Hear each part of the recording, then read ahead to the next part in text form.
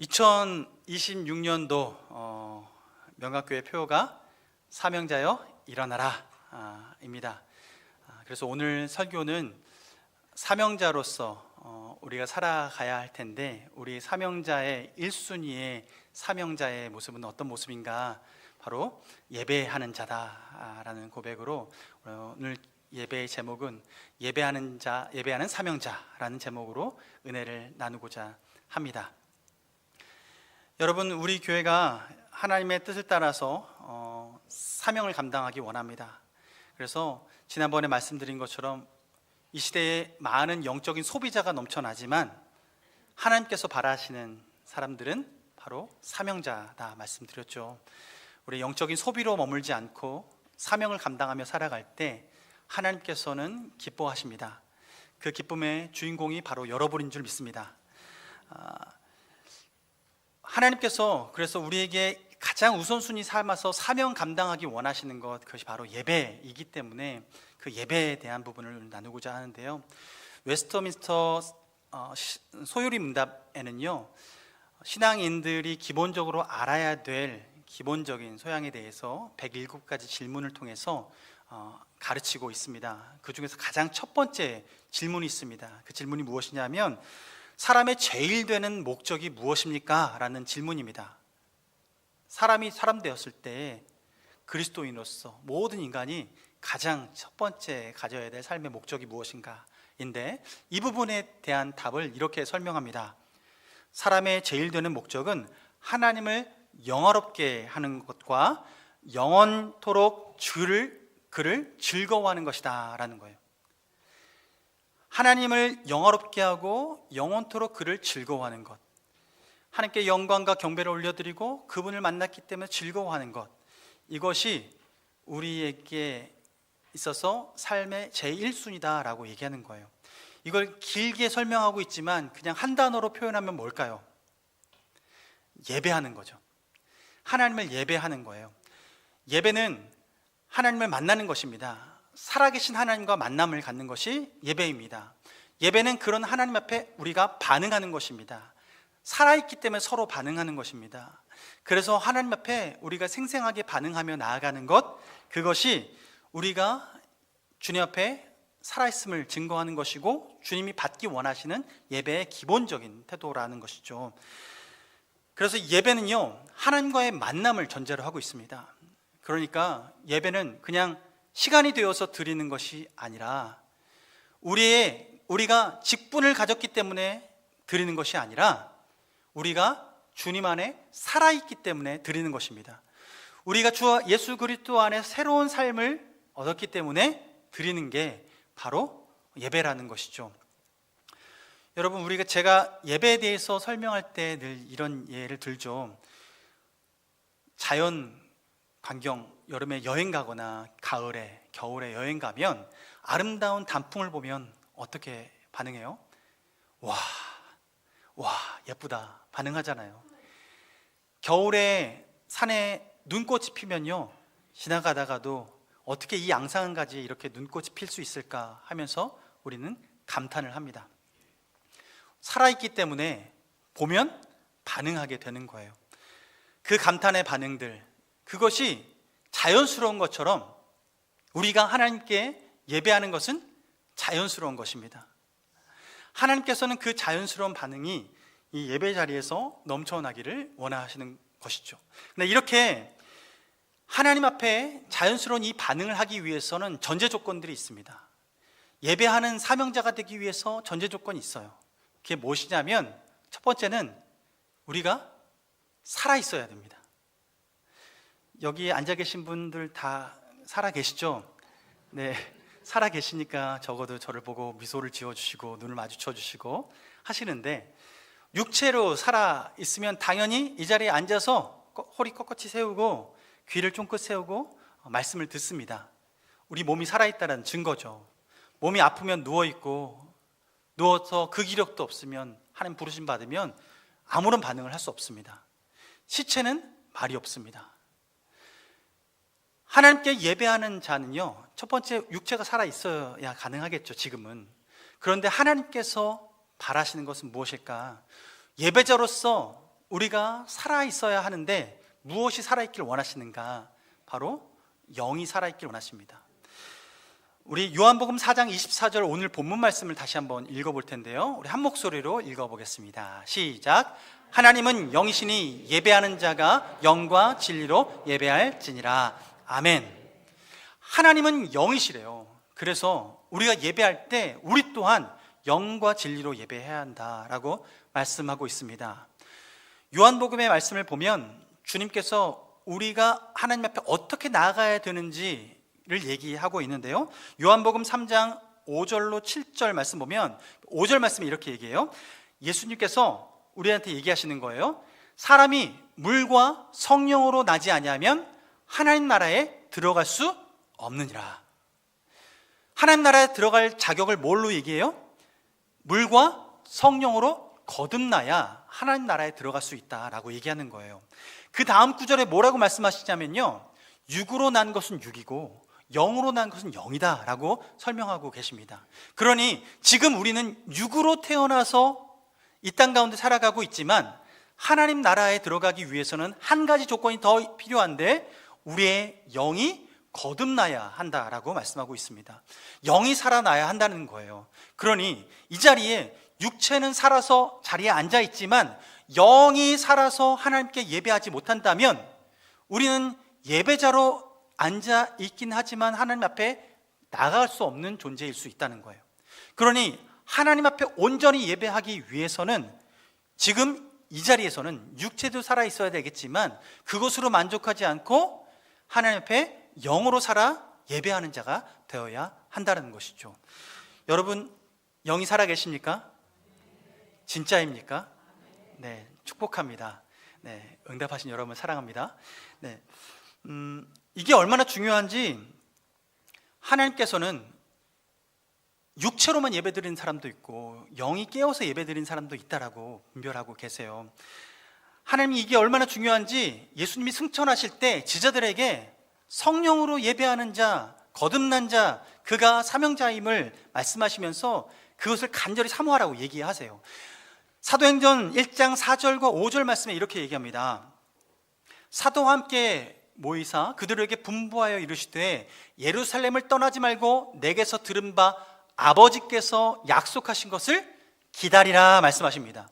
무엇을 기다리라고 하실까요?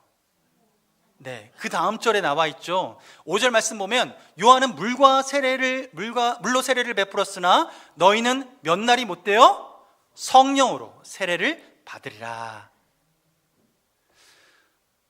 성령으로 세례를 받을 그날을 기다리라 말씀하세요. 왜냐하면 육으로 난 것은 육이고 영으로 난 것은 영인데 지금까지 육으로 살아왔던 제자들에게 하나님의 사명자가 되어지고 하나님 나라에 궁극적으로 들어갈 수 있는 자격을 얻기 위해서는 성령의 세례를 받아 하나님 자녀로서 인침받아진 그 한 사람이 되어야 이 모든 일들이 가능하기 때문인 거죠. 그래서 성령으로 거듭나는 것 너무나 중요하다는 거예요. 다시 한번 질문하겠습니다. 여러분, 성령으로 거듭나셨습니까? 네, 할렐루야. 2층에 계신 분 성령으로 거듭나셨습니까? 큰일 났습니다. 예. 주님 안에서 주님께서 우리에게 성령으로 거듭난 삶을 살아가라고 하는데 그러면 성령으로 거듭났는지 아닌지는 어떻게 확인할 수 있을까요? 여러분은 대답을 하셨는데 저는 이렇기 때문에 성령으로 거듭났습니다, 저는 확신합니다 라고 말할 수 있는 그 근거는 무엇일까? 오늘 예배 나왔잖아요. 보시면 알잖아요. 예, 그래요. 여러분 오셨습니다. 잘하셨습니다. 그런데 주님 안에서 성령으로 거듭난 것이 확실한 증거로, 표징으로 우리에게 남기 위해서는 성령 처음 받았을 때 제자들이 방언하기 시작했죠. 그럼 우리는 그렇게 얘기할 수 있을 것 같아요. 성령 받았으면 그럼 방언해야 됩니까? 라고 말할 수 있을지 몰라요. 한 교단은 그것이 하나의 표징으로 이야기하면서 강조를 하기도 합니다. 그런데 성경 안에서 우리가 성령으로 거듭난 것을 확인하기 위해서는 누구도 이 부분을 의심하지 않고 확신하기 위해서는 성경으로 확인해야 되는 거죠. 그래서 하나님께서 우리에게 지표를 알려주셨어요. 고린도전서 12장 3절 말씀을 보면 이런 말씀이 있습니다. 그러므로 내가 너희에게 알리노니 하나님의 영으로 말하는 자는 누구든지 예수를 저주할 자라 하지 않고 또 성령으로 아니하고는 누구든지 예수를 주시라 할 수 없느니라 라고 말합니다. 그러니까 이 말씀의 요약은 하나님의 영, 곧 성령으로 말하는 자는 예수님을 저주하지 않고 예수님을 주라 고백하고, 성령으로 아니하고는 예수님을 부인할 수 없으니까 예수를 주라고 고백할 수 있으니까, 우리가 진실로 예수를 나의 구주, 나의 하나님이라고 고백하는 이 고백이 내가 진심으로 할 수 있다면 누구의 도우심으로 이 고백을 할 수 있다는 거예요? 성령님의 도우심으로 이 고백을 할 수 있다는 거죠. 그러니 여러분이 진심으로 주 하나님께서 주신 새로운 생명, 거듭난 생명을 받았는지 받지 않았는지 이것을 확인할 수 있는 길은 바로 여러분이 진심으로 성령의 감동을 따라 예수를 나의 구원자, 나의 하나님, 나를 너무나 사랑하셔서 나를 위해 피 흘려 죽으신 분 뿐만 아니라 사흘 만에 부활하셔서 우리에게 영원한 생명을 선물로 주신 분, 이것을 믿는 자라면 우리는 성령 안에 거듭난 자인 줄로 믿습니다. 그렇다면 다시 질문합니다. 여러분, 성령으로 거듭나셨습니까? 이 말씀은 여러분의 심령 가운데에 이 고백이 진실한 고백이 되어지는 근거가 될 줄 믿습니다.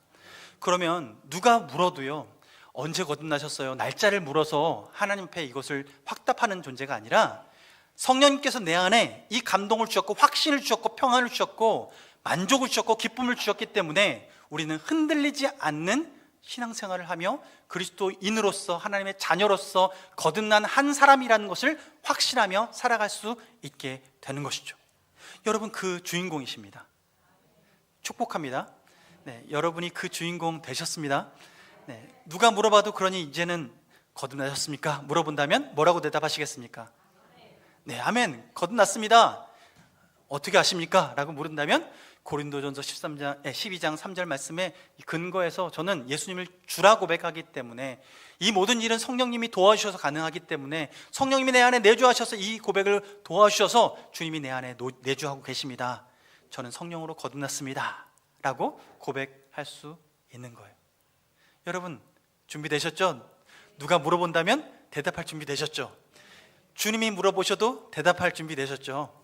여러분, 그렇게 대답하면서 주 예수 안에서 이 구원의 확신을 붙들고 나아가시기 바랍니다. 이렇게 성령으로 거듭난 자가 비로소 예배하는 사명자가 될 수 있습니다.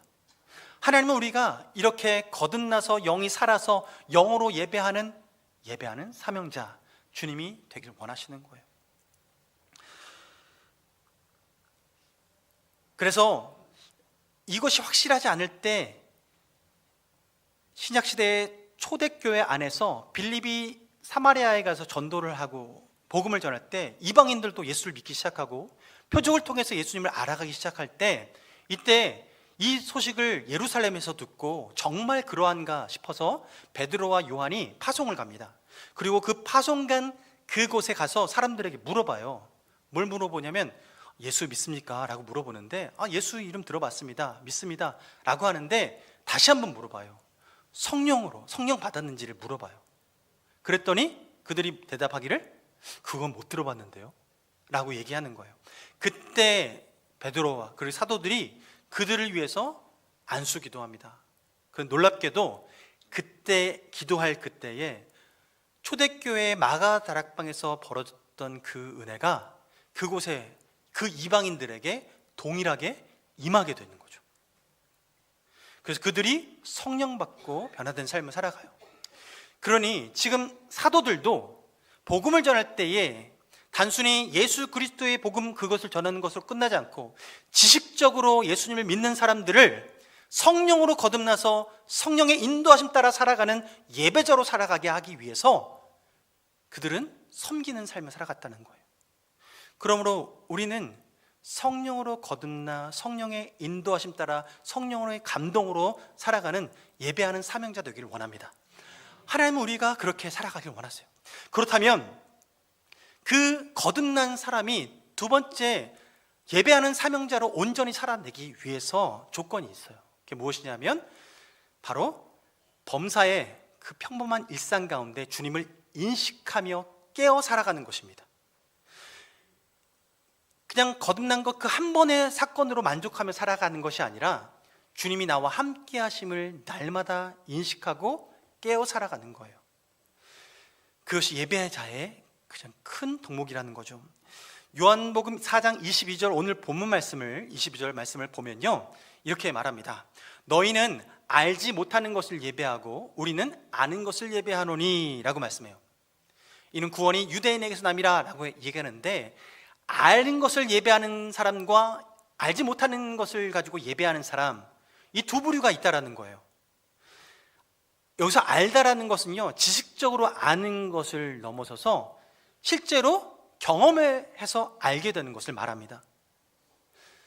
부부가 결혼하기 전에 연애하면서 조금씩 알아가는 것 있죠. 어제도 결혼식을 했지만 오랫동안 연애해서 알아가는 사람과 실제로 결혼식을 올리고 나서 실제로 같이 살면서 알아가는 삶은 또 달라요. 다들 아닌 건가 보죠. 여러분 잘 살고 계시죠? 네, 안녕하시죠? 여러분, 우리는 연애할 때의 삶과 또 실제로 살아갈 때 결혼한 생활 이후에 그 깊이 삶을 들어가 보면 다른 삶을 살아가요. 근데 그때 비로소 진실로 알아가기 시작하는 거죠. 습관이 어떤지, 같이 밤에 자다 보니까 이 사람이 전엔 코 고는 줄 몰랐는데 코를 심하게 고는구나, 내 잠을 이렇게 방해할 수 있다니 능력자로다 하면서 굉장히 깊은 것을 알아가면서 더 살아야 되나 말아야 되나 고민도 하고 서로 알아가는 거예요. 식성도 다른 것을 발견하기 시작하고 삶의 방식이 다른 걸 발견하기 시작하는 거죠. 삶을 통해서, 경험을 통해서 알아가는 것, 그러려면 함께 하는 것이 중요하죠. 결혼식을 올렸다고 해서 결혼이 아니라, 부부가 아니라 결혼식을 올리고 함께 살기 때문에 반려자이고 배우자이고 함께 살아가는 부부가 되는 거죠. 하나님과 우리 사이도 마찬가지입니다. 하나님과 우리 사이에 결혼을 해서 우리가 살아갈 때 결혼식을 올린 것으로만 끝나는 것이 아니라, 성령으로 거듭난 것으로만 만족하는 것이 아니라 함께 생활하는 것, 이것이 너무 중요한 거예요. 그 가운데 경험하고 느끼는 거죠. 그래서 이것이 얼마나 중요한지, 이 일상의 삶이 하나님과 함께 동행하는 삶이 되어지고 하나님을 인식하고 의식하고 하나님을 인정하고 살아가는 사람과 그렇지 않은 사람은 하나님께 드리는 예배가 주님께 연락되는지 연락되지 않는지가 결정이 됩니다. 창세기 말씀을 보면 하나님 앞에 예배 드린 장면이 나오는데, 그 중에서 한 형제가 주님 앞에 예배 드린 장면이 나옵니다. 바로 가인과 아벨의 예배입니다. 가인도 주님 앞에 정성스럽게 예물을 준비했습니다. 그가 밭을 일구어서 타작한 작물을 주님 앞에 가지고 나왔고, 아벨은 자기가 열심히 길렀던 양을 그렇게 주님 앞에 가지고 나왔습니다. 제물을 가지고 주님 앞에 예물을 올려드렸습니다. 그런데 결론은 누구 건 받고 누구 건 받지 않았냐면, 아벨의 것은 받았고 가인의 것은 받지 않았습니다. 그랬더니 사람들은 얘기하죠. 하나님은 육식을 좋아하시는구나, 뭔가 고기가 있어야 되는구나, 그렇게 생각하는 분도 계신데, 하나님이 받으시는 것은 예외가 없죠. 레위기 말씀을 보면 하나님은 곡식을 으깨서 드린 소제도 받으십니다. 하나님은 여러 가지 제물, 피 흘려서 드리는 제물도 받으십니다. 하나님은 그 모든 것을 기뻐 받으세요. 그런데 가인과 아벨이 드린 예배에서 차이가 나는 차이점이 하나가 있습니다. 그것이 무엇이냐면, 창세기 4장 4절 5절 말씀을 보면 4절에 아벨은 자기도 양의 첫 새끼와 그 기름으로 드렸더니 여호와께서 아벨과 그의 제물은 받으셨으나, 5절 보면 가인과 그의 제물은 받지 아니하신지라 라고 말합니다. 하나님께 제물을 드렸는데 하나님이 받으시는 것 두 가지 있고 받지 않으신 두 가지가 있습니다. 받으신 것 두 가지가 뭡니까? 4절 말씀 보면 아벨과 그의 제물을 받으셨습니다. 받지 않은 건요? 가인과 그의 재물을 받지 않으셨습니다. 좀 전에 말씀드린 것처럼 재물은 하나님께서 차별을 두지 않으시고 받으십니다. 그런데 하나님 받지 않으시는 그 차이점이 어디서 발생하냐면 가인과 아벨에서 차이점이 나타나기 시작해요. 가인이 자신의 재물을 하나님께서 받지 않으시는 것을 보고 창세기 4장 5절 말씀의 뒤에 어떻게 설명하냐면 가인이 몹시 분하여 안색이 변하였더니 라고 말합니다. 이걸 하나님이 보시고 무엇이라 말씀하시냐면 창세기 4장 6절 말씀에 이렇게 말합니다. 여호와께서 가인에게 이르시되 네가 분하여 함은 어찌 됨이며 안색이 변함은 어찌 됨이냐. 너 왜 이렇게 화내니? 내 앞에 왜 이렇게 얼굴을 붉게 만들어? 라고 얘기하는 거예요. 왜 그랬을까요? 6절 다음 절은 7절인데요 7절 말씀 보겠습니다. 네가 선을 행하면 어찌 낯을 들지 못하겠느냐 라고 말해요. 결론은 뭐예요? 가인이 선을 행하는 삶을 살았다는 거예요? 아니라는 거예요? 아니라는 거예요. 하나님은 그의 일상생활을 보고 계신 거죠. 주일에 한 번 와서 예배드리는 이때에 하나님 앞에 정자세를 드리고 눈을 반짝반짝하면서 이 자리에 앉아있는 모습만 보시는 것이 아니라 우리의 일상의 삶의 모든 순간을 보고 계시다는 거예요. 그 삶의 모든 순간에 그 예배를 하나님을 인식하고 살아가는 그 삶의 모습을 보고 계시다는 거예요. 그래서 그 일상의 삶의 결과물이 주일에 예배드리는 이 예배의 순간에 주님께 드려지는가 연락되는가 연락되지 않는가가 결정된다라는 거죠. 여러분, 우리의 삶은 하나님께서 주목하고 계십니다. 우리의 삶의 한 터럭도 놓치지 않고 계십니다. 왜냐하면 하나님은 무소부재하시고 하나님은 지금도 만유의 주님이시기 때문입니다.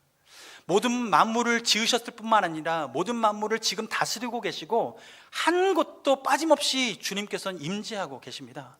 온 우주에 가득 차 계십니다. 저는 이 사실을 조금이나마 몸소 체험하기 위해서 가끔 이렇게 해요. 숨을 크게 들이쉬는 거예요. 그럼 무엇을 느끼냐면요, 내가 살 수 있도록 주변에 공기가 있구나, 산소가 있구나. 눈에 보이지 않는데 이 공간에 산소가 가득 차 있구나. 보이지 않는데 느껴지는 거죠. 경험되어지는 거예요. 여러분, 우리 하나님은 이 공기보다 더 충만하게 임재하고 계십니다. 믿어지지 않겠지만 여러분, 우리 하나님은 그렇게 존재하고 계세요. 온 우주를 가득 채우셔서 임재하고 계세요. 그러니 그분을 피할 길이 없고 그분 앞에 나아가지 못할 이유 또한 없습니다. 그래서 주님은 우리에게 말씀하세요. 구하라, 찾으라, 두드리라. 주님은 어디나 계시니까 늘 언제나 어디서든지 주님을 인식하고 살아가라는 거예요. 주님을 바라면서 살아가라는 거예요. 그렇게 구하고 두드리고 나아갈 때 주님께서 가장 좋은 성령님을 선물해 주셔서 성령님을 통해서 내주하시고 동행하신다라는 걸 경험하고 살 수 있도록 하신다라는 거예요. 여러분, 이것이 얼마나 우리에게 복입니까? 그러나 중요한 건 우리가 그렇게 주님을 일상 가운데 평소의 삶 가운데 인식하고 살아가는 그 삶이 비로소 주님 앞에 드려지는 이 주일 예배가 주님 앞에 연락되는지 연락되지 않는지가 또한 결정된다라는 거죠. 여러분, 여러분의 삶이 예배가 되길 원합니다. 하나님께서 임재하시기 때문에 주님 앞에 기쁨으로 예배하는 예배자가 되길 원합니다. 그때 우리는 이렇게 고백하며 살아가는 거죠. 잠언 3장 6절 말씀에 우리가 잘 아는 말씀입니다. 그러므로 우리는 너는 범사의 그를 인정하라. 그리하면 내 길을 지도하시리라. 우리가 주님을 범사에 인정하면서 그분을 인식하며 살아갈 때 하나님은 우리의 삶을 세미하게 인도해 나가시는 거예요. 하나님께서 그 걸음을 한 걸음 한 걸음 인도하실 때 우리는 그 안에 감사하며 살아가는 것이죠.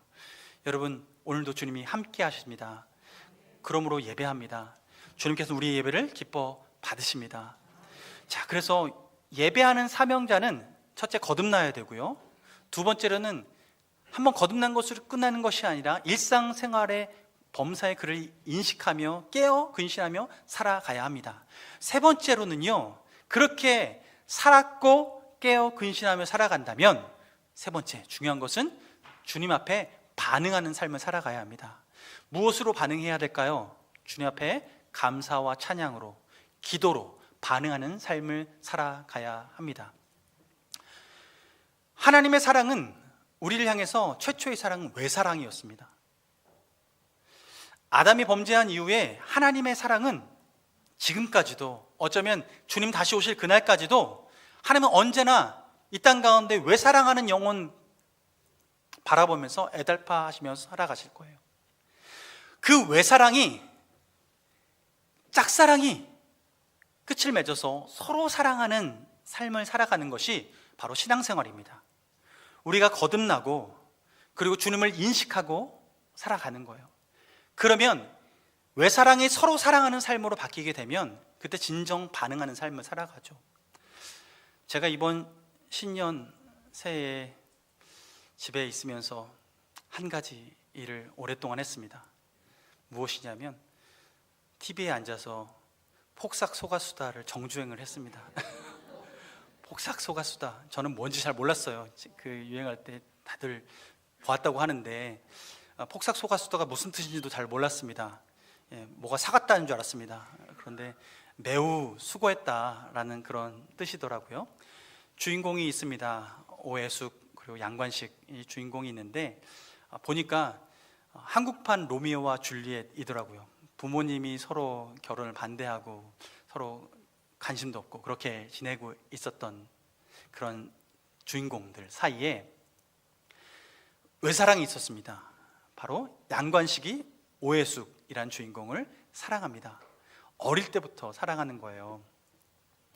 그 사랑이 어떻게 표현되냐면요, 오해숙이라는 여자 주인공이 어렸을 때 그 물질하는 이모들과 함께 이런저런 도란도란 얘기 나누는데, 얘야 너는 장래에 소망이 뭐니? 라고 물었을 때 이 오해숙이 굉장히 똘똘한 아이거든요. 근데 당시 문화 자체가 남자는 더 귀하게 여기고 여자는 그렇지 않았던 그런 시대였어요. 여러 가지 차별이 있었던 시대인데 얘기하는 거예요. 저는요 급장도 하고 싶고 그리고 마을의 계장도 하고 싶고 그리고 대통령도 하고 싶다라고 얘기하는 거예요. 대통령 한 번, 두 번, 세 번, 네 번도 하고 싶다 얘기하는 거예요.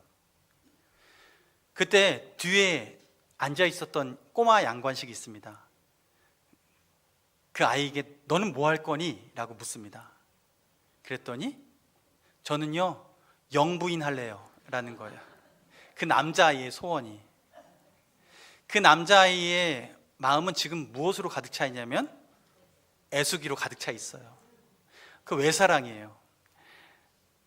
오해숙은 눈길도 주지 않고 있었고 그렇게 서로 자랍니다. 사춘기를 보내면서 양관식은 혼자 쓸쓸하게 아버지 없이 자라던 이 애수기를 위해서 조기도 갖다 주고 여러 가지 먹을 것도 갖다 주는데, 뭐 사춘기 때는 장사하는데 배추도 대신 팔아주고 이렇게 외사랑을 계속 보내주다가 이 사랑이 어느 순간 불꽃이 튀겨서 서로 눈이 맞게 됩니다. 그리고 나니까요 외사랑이 서로 사랑으로 바뀌니까 어떤 일이 벌어지냐면요, 부산으로 야반도주를 합니다. 제주도에서 부산으로 야반도주. 함께 살고 싶은 마음이 가득한 거죠. 함께 지내고 싶은 마음이 가득한 거예요. 여러분, 하나님은 우리를 향해서 외사랑을 지금도 우리에게, 어떤 사람에게는 계속적으로 부어주고 있습니다. 그런데 하나님이 더 바라시는 것은 무엇이냐? 그 외사랑이 서로 사랑으로 바뀌길 원하시는 거죠. 그렇다면 그 서로 사랑의 반응들이 일어나기 시작합니다. 서로 반응하면 서로를 위해서 무엇을 해줄까? 어떻게 반응할까? 보이기 시작하는 거예요. 한 사람만 꾸준히 말하다가, 일방적으로 말하다가 서로 소통하며 이야기 시작하는 거죠. 예배는 무엇입니까? 하나님이 말씀을 통해서 우리에게 얘기하시고 우리는 주님 앞에 감사와 찬양으로 반응하며 우리의 마음에 간구할 것들을 기도로 반응해 나가는 거죠. 전에는 이런 소통이 없었다가 하나님 앞에 소통하기 시작하게 되는 것입니다. 여러분, 사랑하면 소통합니다. 사랑하면 함께 있습니다. 우리는 그것을 함께 즐기며 누리며 살아가게 되어 있는 거죠. 주님은 우리를 사랑한다라고 고백하십니다. 믿으십니까? 정말 하나님이 우리를 얼마나 사랑하시는지 역사 가운데 기록해 놓으셨습니다. 지워지지 않도록 시간 가운데 들어오셨습니다. 그것이 바로 예수 그리스도의 이 땅 가운데 오신 성육신하신 사건입니다. 그리고 역사 가운데 피 흘려 십자가에 돌아가신 사건입니다. 또한 역사 가운데 사흘 만에 부활하신 사건입니다. 하나님은 우리의 삶 가운데 지울 수 없도록 역사 가운데 들어오셨고, 그리고 실제로 우리를 향한 사랑을 확증하셨습니다. 그래서 로마서 5장 8절 말씀에 이렇게 고백합니다. 우리가 아직 죄인 되었을 때에 그리스도께서 우리를 위하여 죽으심으로 하나님께서 우리에 대한 자기의 사랑을 확증하셨느니라. 주님은 우리에게 그 죽으심으로 내가 너를 사랑한다, 그 외사랑을 변치 않을 것이다 라고 고백하고 있어요. 그렇다면 우리는 앞으로 어떻게 반응해야 될까요? 하나님 앞에 저도 사랑합니다 라는 고백으로 나아가야 하는 것이죠. 하나님 그 예배를 기다리고 계십니다. 여러분, 그래서 이 자리에 나오신 거 맞죠? 그러므로 하나님 앞에 이 시간을 들여 예배하는 것이 주님이 가장 기뻐하시는 모습인 줄 믿습니다. 그 예배하는 그 삶을 살아갈 때 하나님은 초점을 어디에 맞추실까요? 요한복음 4장 23절 오늘 본문 말씀을 함께 읽어보도록 하겠습니다. 4장 23절 말씀입니다. 함께 읽습니다. 아버지께 참되게 예배하는 자들은 영과 진리로 예배할 때가 오나니 곧 이때라. 아버지께서는 자기에게 이렇게 예배하는 자들을 찾으시느니라. 아멘. 영과 진리로 예배하는 자, 주님 앞에 사랑으로 반응하는 자, 주님 앞에 거듭나서 범사의 그를 인정하면서 주님을 인식하고 반응하면서 예배하는 자를 지금도 찾고 계시다는 거예요. 예수님이 많은 기적들을 공생의 기간에 펼치셨습니다. 병자들이 나았습니다. 귀신 들린 자들이 귀신이 쫓겨났습니다. 나병 환자 10명이 예수님을 찾아왔습니다. 예수님께서 그들에게 소원을 묻습니다. 그들의 소원은 당연하죠. 나병이 낫는 것입니다. 그 얘기를 듣고 예수님은 다른 말씀하지 않습니다. 나음을 얻을지어다 라고 안수기도도 하지 않고요, 그냥 그들을 돌려보냅니다. 어디로요? 제사장에게로. 가서 너희 환부를 보여줘라 라고 얘기합니다. 이 말은 당시 병이 낫게 되면 제사장에게 가서 정말 나았는지를 확인하고 공동체로 돌아올 수 있었는데 그 확인을 받으러 가라고 얘기한 거예요. 그러니 그 말 밑에는 이들이 나을 것을 예비해 두셨고 그걸 작정하셨다라는 것을 말씀하고 있는 것입니다. 그 자리에서 그들은 낫지 않았습니다. 그런데 돌아가면서 제사장을 향해 나아가면서 그들이 몸으로 느끼는 거예요. 내 병이 나았구나. 고름이 더 이상 나오지 않는구나. 깨끗해짐을 경험하게 된 거예요. 그 10명의 나병 환자들 그 자리에서 기뻐합니다. 그런데 그렇게 기뻐하는 가운데 다른 사람들은, 특별히 9명은 각자 제일도 갖고 1명이 특별한 결단을 합니다. 바로 예수님께 돌아와요. 그래서 예수님께 돌아와서 큰 소리로 하나님께 찬양하고 예수님 발 앞에 엎드려 경배합니다. 지금 이 한 사람, 성경은 그를 사마리아 이방인이라고 고백하고 있는데요, 이 이방인이었던 이 한 사람이 주님께로 돌아와서 경배하고 고백하는 이 사랑의 고백을 예수님 받으십니다. 다른 사람은 찾지만 이 여인 한 사람밖에 오지 않았습니다. 하나님께서 이 한 사람을 받으신 거예요. 하나님께서 바라시는 것은 무엇일까요? 우리에게 일상 가운데 많은 기적과 때로는 일상 가운데, 평범한 일상 가운데서 주님의 은혜를 경험하고 살아갈지라도 주님 앞에 돌아와서 감사로 예배하는, 반응하는 자를 찾고 계시는 거죠. 우리가 주일 시간을 구별하여 예배하는 이 시간은 하나님 앞에 그렇게 반응하기 위해서 나온 줄 믿습니다. 우리는 그 반응하는 예배로 주님 앞에 나아가요. 그래서 개그 콘서트나 그리고 다양한 연극 가운데서 보면 그 극이 시작되기 전에 미리 사람들 나와서 교육을 시킵니다. 방청객들이 그 자리에 나오잖아요. 그럼 방청객들에게 훈련시켜요. 박수 치는 훈련을 시킵니다. 그리고 뭔가 행동하면 와 탄식을 부르도록 합니다. 이 훈련이 잘 되면요, 그러면 앞에서 연극하는 사람들, 극을 하는 사람들이 신나서 뭔가를 하는 거예요. 저는 어떨까요? 하나님은 어떨까요? 하나님 동일하게 그 반응, 리액션을 기대하고 계세요. 하나님은 그 리액션 가운데 얼마나 나를 사랑하는구나, 얼마나 나를 아끼는구나, 이것들을 아시기 때문이고, 좀 전에 말씀드린 것처럼 하나님과의 그 관계 알아간다라는 것은 경험을 통해서 알아가는 것이기 때문입니다. 여러분, 하나님께서 오늘도 우리에게 아멘할 거리를 주실 줄 믿습니다.